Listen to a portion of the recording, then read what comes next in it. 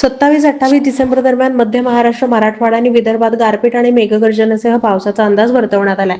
27 डिसेंबरला दुपारपासून मेघगर्जनेसह पावसाची सुरुवात. प्रथम नंदुरबार, धुळे, जळगाव, अहिल्यानगर जिल्ह्यांसह दक्षिण मराठवाडा, पुणे आणि नाशिक जिल्ह्यातील पूर्व भागांमध्ये होणार आहे. शुक्रवारी रात्रीपर्यंत वादळी पाऊस पश्चिम विदर्भ आणि शेजारच्या मराठवाड्यात हजेरी लावेल, ज्यात बुलढाणा, अकोला, वाशिम, अमरावती, छत्रपती संभाजीनगर, जालना, परभणी, हिंगोली आणि बीड जिल्ह्यांचा समावेश आहे. या भागांमध्ये काही प्रमाणात गारपिटीची शक्यता आहे. मध्य महाराष्ट्र आणि मराठवाड्याच्या उर्वरित जिल्ह्यातील काही भागांमध्ये मेघगर्जनेसह पाऊस पडण्याची शक्यता आहे. 28 डिसेंबरच्या पहाटेपर्यंत वादळी पाऊस पूर्वेकडे सरकेल आणि विदर्भातील इतर जिल्ह्यात हजेरी लावेल. यात यवतमाळ, वर्धा, नागपूर, भंडारा, गोंदिया आणि चंद्रपूर जिल्ह्यांचा समावेश आहे.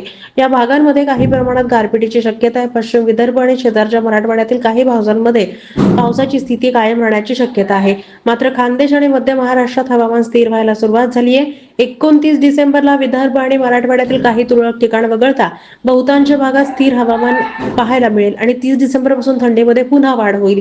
शेतकऱ्यांनी हवामानाच्या स्थितीनुसार नियोजन करावं असं आवाहन करण्यात येत आहे. प्राण्यांना आणि काढणी केलेल्या पिकांना पाऊस, गारपीट आणि वाऱ्यापासून सुरक्षित ठेवावं. वादळ आल्यास झाडाखाली, मोकळ्या जागेत, टेनाच्या शेडखाली, वीज प्रवाह असलेल्या तारांखाली किंवा विद्युत रोहित्रांची आसरा घेऊ नये असं आवाहन सुद्धा कृषी विभागाच्या वतीनं करण्यात येत आहे.